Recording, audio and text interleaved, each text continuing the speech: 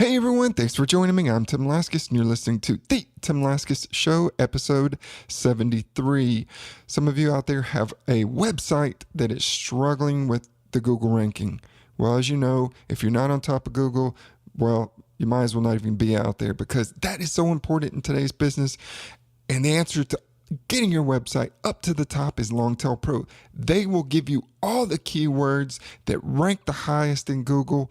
And man, they have an incredible system. It's easy to use. They have a 7-day free trial. Head over to timlaskus.com/resources and click on Longtail Pro to get a good rate and a 7-day free trial. That's Longtail Pro. Head over to timlaskus.com/resources. Also, some of you I know want to start a podcast, but you're busy and you're confused and you need the shortcuts.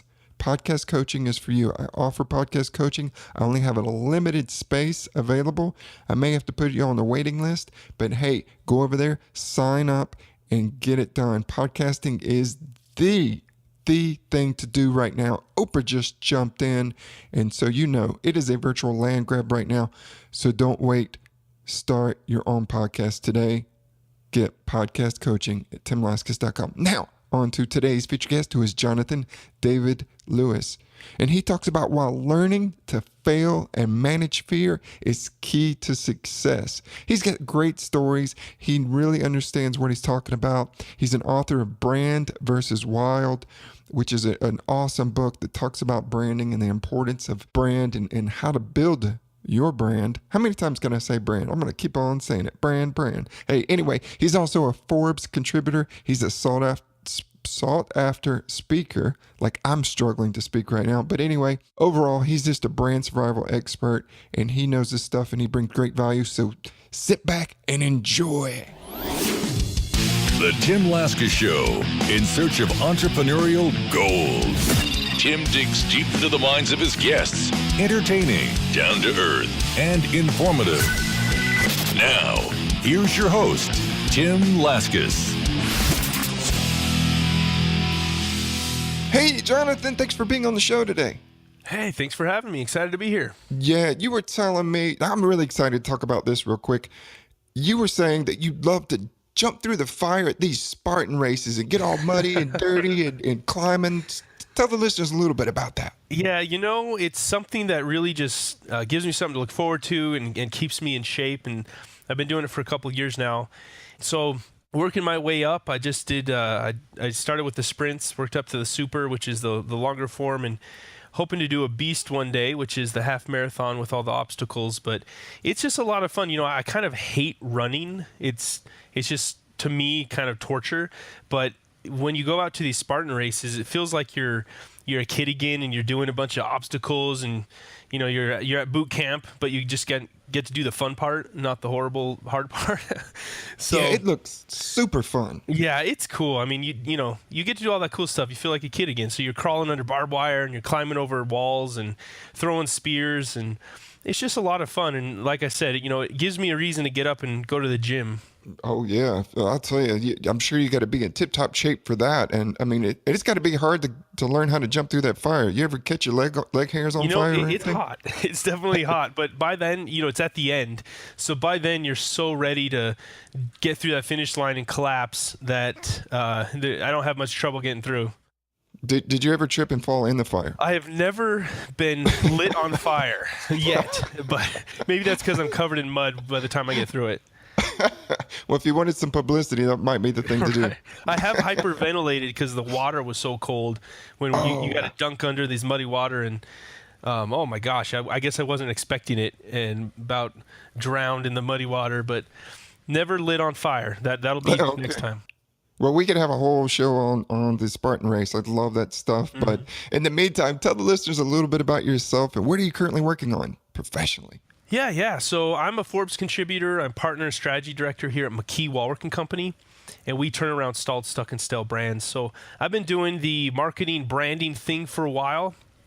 Kind of the big thing right now, besides some of really interesting client work that I'm working on, is I just released my book, obviously, and so I'm doing the book tour thing and having a lot of fun.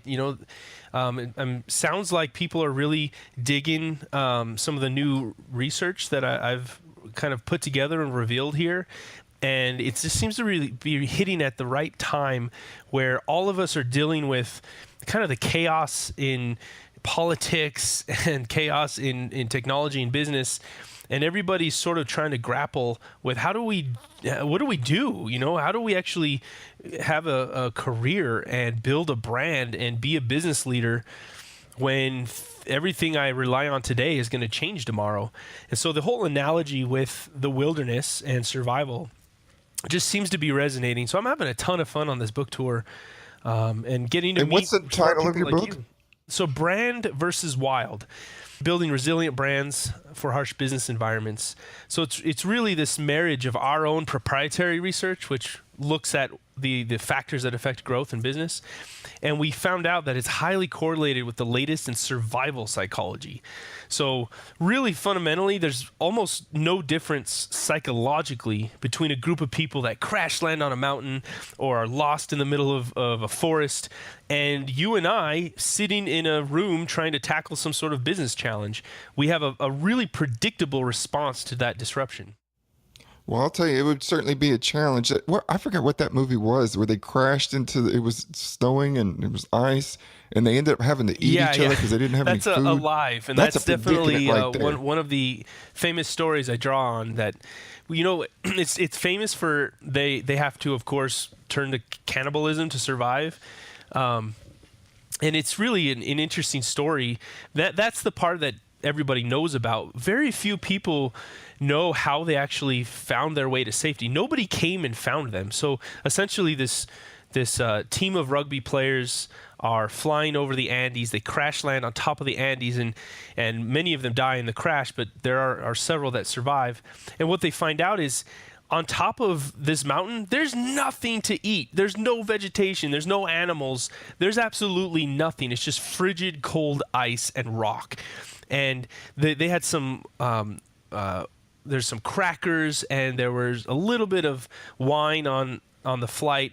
And they thought they were going to, somebody was going to come rescue them the next day. So that first night, while they're all about to freeze to death, they break out the wine and they're trying to stay warm and basically almost consume all of it.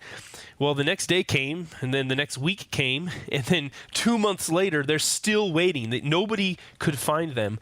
And so things got pretty crazy, but it's a fascinating story that goes far beyond just the kind of the gross part of having to turn to cannibalism. But how did they actually get out of there? Because they had to save themselves. Nobody came for them. I don't remember that part. Yeah, I don't even remember. I just remembered I could never get past the cannibalism. I just don't recall. I'm sure there's listeners out there going, "It's this, idiots!" But no, I just don't know. But I'll look it up when we're done. But I'll tell you what I would do. Is I'm going to pass a lot of gas around everybody around me if I'm there. If I'm one of those people, I'm going to say, "Do you see how bad I smell? I would taste even worse. So when I fall asleep, don't even think about it." I want to condition them. Talking about psychology, I want to condition them. Look at me. They think about that bad smell. They're not even going to think twice about eating me. They'll eat somebody else. You don't know till you're hungry. Everybody goes crazy when they're hungry. Exactly. You don't know what you'll do. People get crazy when they get to that level of hungry. When you don't have a Slim Jim around you to break into. You're going to be looking for something else. But hey, you mentioned the political climate, and do you think businesses are more or less worried now that we have a new president? Well, I'd be more worried. Regardless of your political leanings, the world has fundamentally changed in terms of politics, the interaction of our president and the companies and people around him, where historically, a president directly communicating through something like Twitter was unheard of. There'd be 5 layers of approvals and pushbacks and tweaks and edits before anything got published, where now, train of thought 3 a.m, and, the president could tweet about you. And it has happened where he gets mad at a company and they say something wrong, and so he'll tweet about them. And guess what? He has millions of people watching his feed, and you've got to be careful. Now, that doesn't mean you have to be afraid, but that does mean you need to be wise and be aware of how this new world works.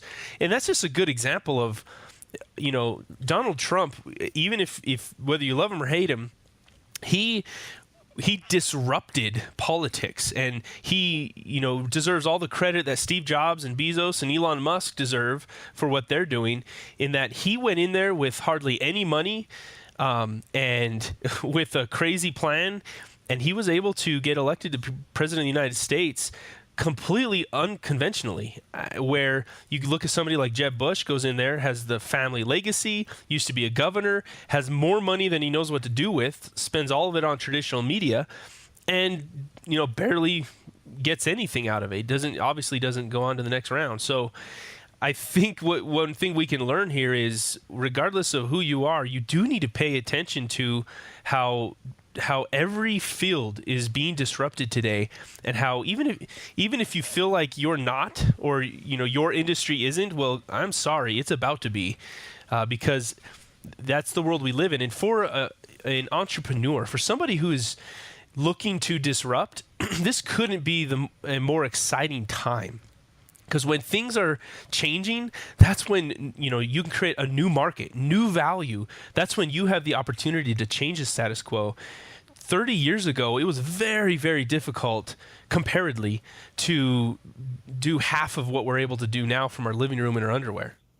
Yeah, well, I read an article about Uber and a little bit about its beginnings and where it's going, which even amazed me the most, and its impact that they're going to have on the trucking industry, and I don't know how many, millions, billions of dollars, the trucking industry is, but they're going to turn it upside down with these driverless trucks that, because Uber is really, starting out with just, okay, yeah, you can work part-time and pick up people, but that's really small fries. They've got their eye on much bigger game, and with, the whole industry of driverless cars and driverless trucks, they're going after that, and they're going to change it. Yeah, so that's a good example of, it doesn't matter what industry you're in. You could be in government, where you think that's the most stable, barely changing, category in the world, and it even gets, a lot of flack for it, where even that is dramatically changing today, where the rules are changing. Who knows what the rules are anymore? So nothing is safe in this new modern economy, and that is both very scary and very uncomfortable. But also, if you're small and nimble and you have a great idea and a healthy team, and that was one of the key things we learned through our research and saw in the world of survival psychology, is you can have the best idea in the world, but if your team is unhealthy, if your team hates each other, then nothing matters. You have to have that strong core. But if you're small, nimble, have a great team and a great idea, there's very little in your way today.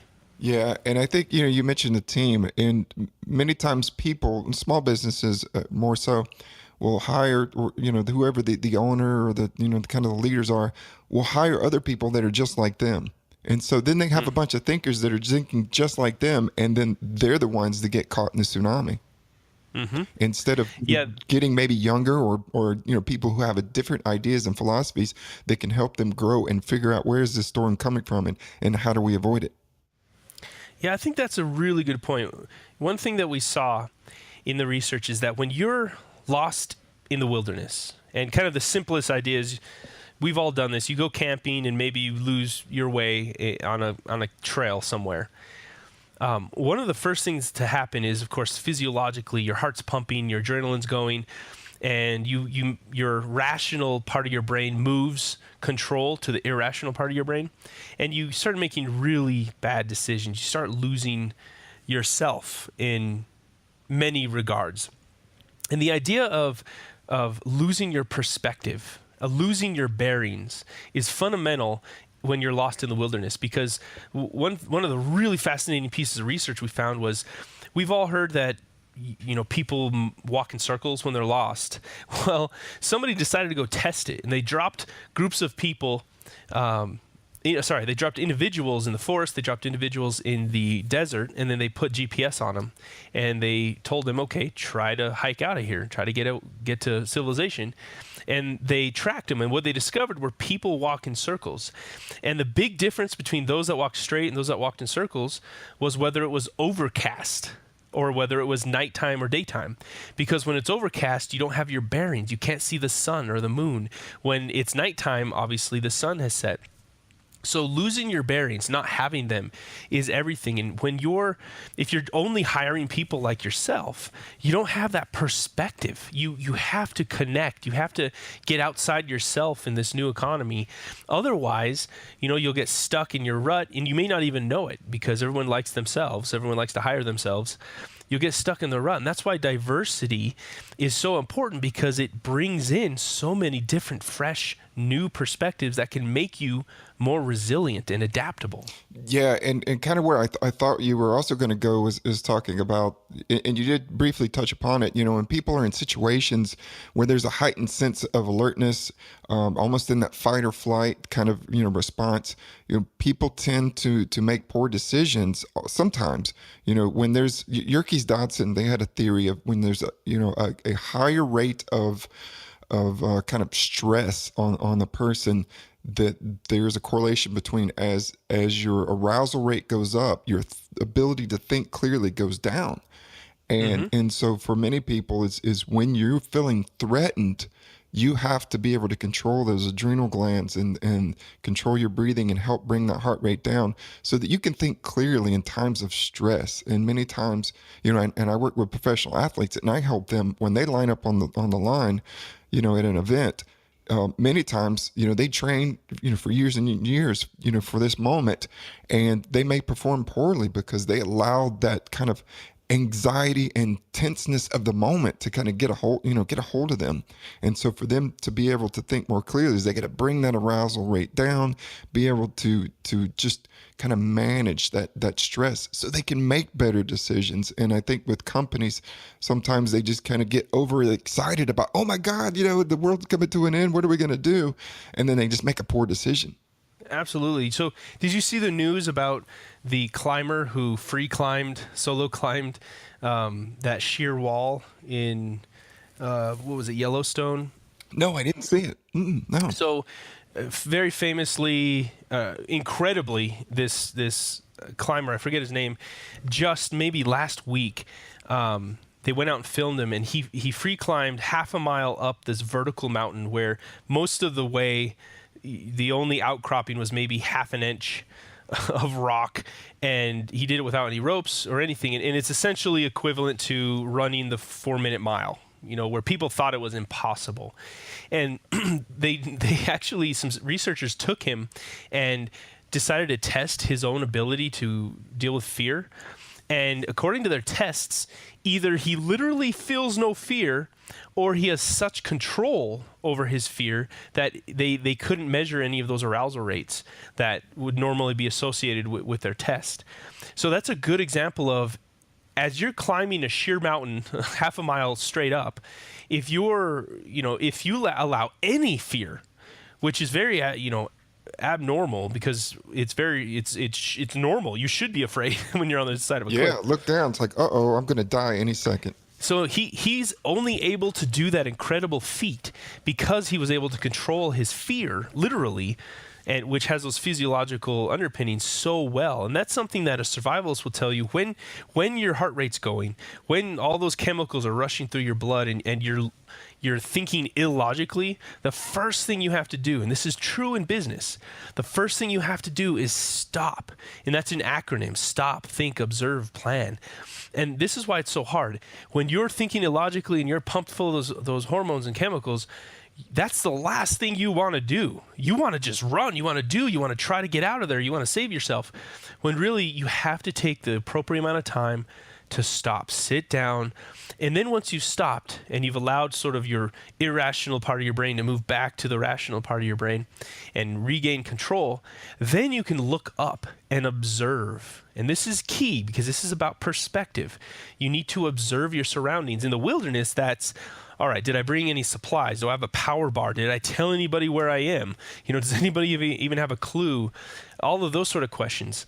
In business, you look up and you observe the marketplace around you, because it's not about an access to information. I mean, even the richest companies today barely have an advantage when it comes to access to information. It's really about how you observe and how you interpret the information that's in front of all of us. So by stopping and observing, you're taking those first steps to regaining control and really exerting some level of courage in the midst of that fear, which has very specific there's specific reactions, especially when it comes to business and marketing. When you're afraid, you tend to really you lose yourself. You stop investing in your own company when you're afraid. You get paralyzed. In many cases, you'll actually resist narrowly defining your target audience. You don't want to push any business away, so you'll take anything when you really need to be narrowly targeted. And often, many of us cut R&D and cut marketing at the very moment when research tells us you need to invest in marketing and R&D. So fear isn't just something, this sort of fluffy idea that we need to work around. Fear has business ramifications, and being able to control your fear has business results. Yeah, for sure. And I'm glad you brought that up. And there's so much fear wrapped around, businesses and especially with new entrepreneurs. Yeah, I think of it like kind of you're standing at the edge of the ocean and there's a small boat in front of you, and you could have fear just to get into that boat, just to take that step towards your entrepreneurial dreams. But then there's more fear of once you get out there, now what? What do I do? What if this happens? What if that happens? And so fear is always going to be a part of kind of, this life as an entrepreneur or as a business owner, but it's about being able to manage it and make good decisions. Something that is both scary and encouraging especially for an entrepreneur who's really taken all that risk is that in this modern economy, where the rate and pace of change is going so quickly and increasing so much, there really is no circumstance where you can reduce risk to a comfortable level in a decision anymore. So for all the business leaders out there who used to be able to do their research and get confidence in a decision, that's almost an old world circumstance or phenomenon that just doesn't exist anymore, where today every decision comes with it an uncomfortable amount of risk. You can't operate as a business person today with complete security. And so as an entrepreneur, you are certainly taking on more risk than others, but you're not alone anymore. Everybody is forced to understand how to operate with risk today. So there's no going back. There's no safe haven. There's no easy way anymore. If you're going to do this, go for it, because there's no alternative. So embrace the risk, lean into the risk, understand how to navigate those circumstances rather than, try to push them aside or reduce it as much as possible, because that's the new world we live in. Yeah. And I think people also need to kind of reprogram their brain as to how they interpret failure. That's just part of life in anything, in any aspect, in your personal life, in your business. And, you could think of it, well, I failed at this, therefore I must be a failure. And, I was never cut out for this. And then you kind of go down that negative road of negativity. Or you can say, okay, this was a learning experience. I don't like this, but what can I learn from this moment? And then how do I adjust, adapt, and move forward? Yeah, and that idea of failure, we all hear those buzzwords of fail fast and different things, but I don't think enough of us take the time to understand what is underpinning that idea of why are we trying to fail in the first place? Why are we culturally accepting it as a part of business where historically failure was the end? That's the worst thing possible. Where you said it, failure is learning.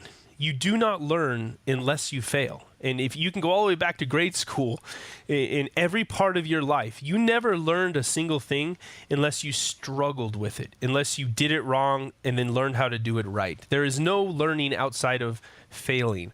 And so one of the keys to navigating this new economy is you have to be a really, really good learner. You need to be a lifelong learner and be curious and constantly learning. And so, because that's a key part of our success in this new economy, that means you have to get better at failing, doing it faster, doing it more often, and really looking at it as a positive, as something that's a part of business rather than the worst thing that can possibly happen in business is failure. No. That's the paradigm has shifted. Failure is now a key ingredient to success. Yeah, absolutely. Now, during your research for your book, is there anything that you found that just was surprising, that you thought, wow, I thought I was going to expect this, but this is what we found? Is there anything that came up like that? Yeah, so I think one of the most interesting things I discovered was the Dr. John Leach's 10-80-10 theory, where he says that in any survival scenario, 10% of us react logically and rationally. 80% of us are paralyzed by disruption, and we don't know what to do, so we freeze. And then another 10% of us panic. We make things worse for ourselves and others. And I guess if you would have asked me before I understood that, okay, disruption happens or a challenge happens in your business, what percentage of people do you think are able to handle it well? I don't think I would have said 10%. I probably would have said something more than that. But really what his research tells us is that 90% of us are ill-equipped to handle an unexpected challenge. And the good news is that that's fluid. You're not stuck there because of your DNA. You can learn new ways of thinking so that when disaster strikes or when just an unexpected challenge strikes, you're not falling into that 90% that just can't handle it, that you're training yourself to react rationally and logically, and you're able to navigate it. You're able to embrace it.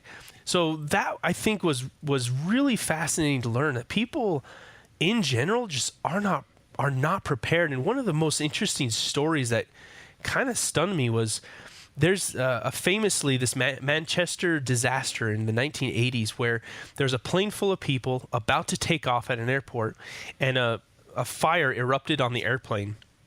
And so they calmly pulled over the plane, opened the exits, and allowed people to get off the plane.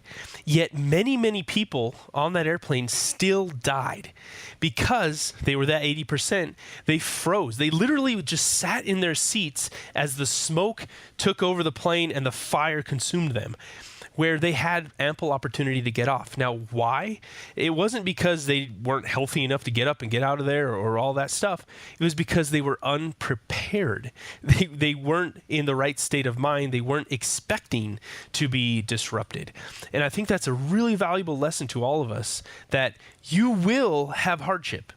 There is no way in your life that you can get it to a point where you are going to be able to just be bulletproof. You are always going to have hardship or disruption. It's not even about having the right resources. It's about having the right mindset so that you can be resilient through it. Yes, for sure. Absolutely. Now, Jonathan, when did you first kind of start becoming interested in entrepreneurship and business and all of this kind of, area of expertise in this? It's kind of interesting. My career has really been made and molded through the Great Recession. So I'm sort of a product of what has been a very harrowing time for a lot of us in business. And, we all have these stories, but I have pretty significant memories of late 2008, early 2009, where, we're seeing the news and the stock market is crashing, and there's about a 2-week period where we're getting phone call after phone call from clients that are slashing budgets or just cutting their entire program. And it was a really scary time. And from that, the paradigm of marketing completely changed for us, where we went from healthy budgets and different expectations and really a lot less tools in terms of media to this time of really tight budgets, really high expectations, and exploding fragmentation of all the media options out there with the rise of digital. And that required us, if you're going to survive that scenario, that required us to be adaptive and to be creative and to do a lot more with less. And so I think, to honestly answer your question, I didn't have a choice. Just to survive, I had to think like an entrepreneur, because you can't, working and operating in the ways that made you successful leading up to 2008 really is not what's going to make you successful in the future. So we had to relearn a lot of things and really enculturate that into our entire company. And that's that's why, one of the things I talk to my team about a lot is we don't just need really good marketers. We don't just need really good craftspeople who can design and who can build a great website, who can create a great app or write a great headline. We need marketing entrepreneurs. We all have to have that in us now because the world has changed. It's not enough just to be really, really good at writing or really, really good at filming. You have to be thinking entrepreneurially on behalf of your clients and on behalf of yourself. And so our own company has developed several startups now, launched them into the world, raised millions of dollars, because we can't simply just rely on our old model of marketing, consulting, and creativity anymore. We have to be thinking about productizing and a variety of other things. Yeah, well, with the whole recession, it sounds like you saw the shift, you paid attention to it, and then you planned accordingly. And some people who didn't, they froze, and then they find themselves, out of business. But the recession has changed us forever. I remember growing up with my grandfather who was raised during the Depression, and he used to tell me stories about stealing potatoes off the train in downtown Chicago as a young kid, to help put food on the table for the family and help provide. And that I could tell, now that I look back, and he used to save everything, not like a hoarder, but he kept everything organized, but everything had multiple purposes, had 2 or 3 purposes, and he liked the multi-purpose almost everything. And that was just his experience growing up in the Depression, because you didn't throw anything away because you didn't know what else you could use it for, later down the line.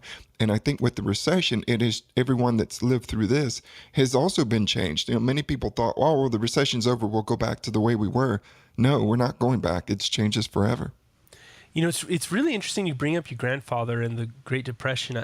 First of all, that's a great story. I mean, talk about learning from the not too distant past and seeing how far we've come as a country and a culture. But there are some interesting similarities between millennials and the greatest generation, and not across the board, but one thing that I really appreciate about the millennial generation that I feel like we get a lot of crap, and some of it is justified, of course. But one thing that is just really, I think, one of our greatest strengths is that we natively understand adaptation and living a resilient life. And if you think of our generation through that filter, it really helps to explain why we make certain decisions. For instance, we are all in on the sharing economy. We don't want to own, we want to rent. And we're not loyal to just one company. We expect to work for a variety of companies or start our own company. And those are all marks of a resilient mindset, of a liquid mindset where you're not stuck. So if I need to get up and move to Tokyo tomorrow and, join a startup or whatever the case may be, I can't have a giant house with 10 garages filled with junk and $1 million of debt. I have to be resilient. I have to be able to get up and move and adapt and change. And that means I have to think differently and operate differently. That's why we focus on minimalism. So what's interesting about kind of the greatest generation and millennials is I think that kind of inherent creativity born out of uncertainty is in us both. But one of the key differences is the greatest generation grew up with incredible scarcity and hardship, where even through the Great Recession, many millennials still had a lot more than they did in the Great Depression. And so I think one of the tests for the millennial generation is, as we move into leadership over the next 15, 20 years and political leadership and business leadership, will we be able to apply this inherent native understanding of resilience into our culture and into the world around us and make the world a better place? Or do we have the grit necessary, the grit that our grandparents had through the Great Depression that allowed them to push through some of the most hellish circumstances on earth? Do we have the grit necessary? Because I do think we have the resilience and the creativity. Well, I'll tell you, I'm so glad that you brought up kind of the perspective of millennials. for the baby boomers and for the Generation Xers out there who, there may be some misunderstanding, and I think you clarified a lot of it. And so I'm glad that you discussed that. But Jonathan, let's move on into the dig round. Then I'm going to ask you a couple of questions and just kind of give me the first thing that comes to mind is what keeps you motivated daily? That's a good question, because that's sort of that's the hard part, right? When you're dealing with a lot of challenges and things coming at you all the time, and we all face that. Well, first and foremost, I'm constantly thinking about my commitment to God and what that means in my life, and making sure I'm doing the right things. And I'm constantly worried about doing the right things for my family. And I have 3 kids and a wife, and it's tough when you're a business leader, you own your company, and you have writing books and making sure that you're prioritizing them. And so that's something that keeps me going. I don't want to slack or not be vigilant for them. And I do think about what are my children going to face in this crazy world. So that's something that keeps me going. And just to be really honest, I think that I have some kind of deep-rooted insecurity that also is sort of a chip on my shoulder that keeps me going as well. And I don't know. I've noticed that in a lot of people who tend to be ambitious, etc. There's probably some insecurity or some experience in their childhood or whatever. So to be honest, I probably have something like that as well. Okay, all right. Now, who do you look up to as a business leader? Oh man, there's a lot. If you had to name one that kind of stands out for you. Yeah, thinking through the research for the book. One of the leaders that was unexpected and really, I thought, did an amazing job was, I'm going to mess up his name, but his first name is Jürgen, and he's the CEO of Lego. And I don't know, he came in, he had been part of Lego for about 3 years in the early 2000s, and they were a family-owned company, and they were about to break up, and some of it potentially even face bankruptcy. And he came in as sort of this outsider, but still someone who understood the family culture, and he turned that ship around and really helped them find their focus again. And he's just been so consistent and so creative. And he just, I think a couple months ago, announced that he's going to be the chairman, and they're bringing in a new CEO. So I think Jürgen, or Jorgen, I can't remember how to pronounce his name. He really exemplifies a lot of those traits required when times are tough and you lose yourself and there's a lot of fear, like Lego was going through in the early 2000s, and was just able to be that person of confidence and clarity and focus and help them find themselves again. And now, as we all know, they're one of the largest, if not the largest, toy maker in the world. Yeah, for sure. And I don't know much about him specifically, but I look forward to, kind of reading more on him and about how he did that with his company, because I didn't really know that story. Now, the other question as part of the dig round is, Jonathan, now, as an author, I'm really curious about your answer. You have to choose between street smarts or book smarts, and you can only choose one. Which one is for you? You can only choose one. That's not fair. Oh, man. That's it. You got to choose one. You can't say both. If I have to choose one, I'll choose street smarts. Okay. And that's because you can sit in your ivory tower all you want, but if you don't do something, if you don't practice what you preach, then nothing matters. And we have a saying here that strategy without execution is only theory. And, personally, I'm much more comfortable. I'm much better at sitting in the ivory tower and, writing a book and doing those sort of things. But if we're not doing something with the information, what does it matter? I don't want to just have a conversation. I want to change the world. Roll your sleeves up and get dirty. Right. Just like in the Spartan race. Now, Jonathan, what would you say is kind of your most fulfilling moment of your professional journey? So far, probably obviously it's writing a book and publishing it. That has been the hardest thing I've done so far. The last year and a half, 2 years has been really difficult and really rewarding at the same time. And I'm sure those two things go together. But, hiding in Starbucks for over 6 months and while running the company and serving my clients, it just was hard, and finding the time to think clearly and really present something new to the world. So I think that's why it was so difficult, yet that's probably why it's been so rewarding to see those concepts and that research in black and white and see it actually helping people, which again, roll up your sleeves, right? I think that's part of it as well, where you see people's eyes light up and how they're starting to make new connections because of the work you did. So the book has been probably the something that's been the most rewarding, but quite honestly, I mean, it's been a long road, and even just still sitting here after the Great Recession and a lot of hardship in that regard is something I'm proud of as well. Yeah, absolutely. And anything that that took a lot of time and effort and hard work, you always tend to appreciate those things much more. And certainly being able to write a book and do all the research and everything that you did goes into it is, and then to see it in print, it's an amazing feeling. And then when people reach out to you and say, wow, I learned something, or it changed my life, it changed how I think about things, that is very, very fulfilling. Definitely. And one thing that I guess one existential learning I've had through all of this is that I don't know, it's rewarding. I don't know how fulfilling any of the accomplishments in my career or life have been. It's not, I haven't found like, I'm fulfilled now, I'm done, I wrote the book and okay, that's enough. Every time I do something or accomplish something, it feels like it's definitely rewarding. I love it. But it definitely, when you get there, you're like, okay, what's next? I want more of that. Yeah. Is there another book? Do I need to go spearhead something else, start a new company?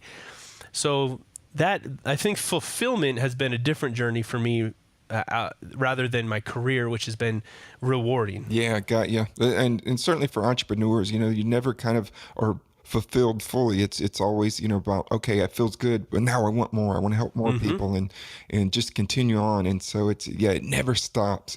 Well, Jonathan, this has been a fantastic interview that we've had today. And unfortunately, we're at the end of the show. But before we go, tell the listeners again the title of your book, where they can find it, and where they can find you online. Definitely. Well, thanks for having me. This has been a ton of fun. I'm Jonathan David Lewis, and just published my new book, Brand versus Wild. You can find it on Amazon, Barnes & Noble, really anywhere books are sold. And you can find more about me, and including all the social platforms I'm on, at jonathandavidlewis.com. Excellent. So there you go, ladies and gentlemen, Jonathan David Lewis. The title of his book is Brand versus Wild. Go out and get it today. Visit him at his website, jonathandavidlewis.com. Thanks, Jonathan. I look forward to staying in touch and following you on your journey. Thanks so much. It's been a blast. Absolutely. Take care. You too. Want more entrepreneurial tips? Go to timlascos.com.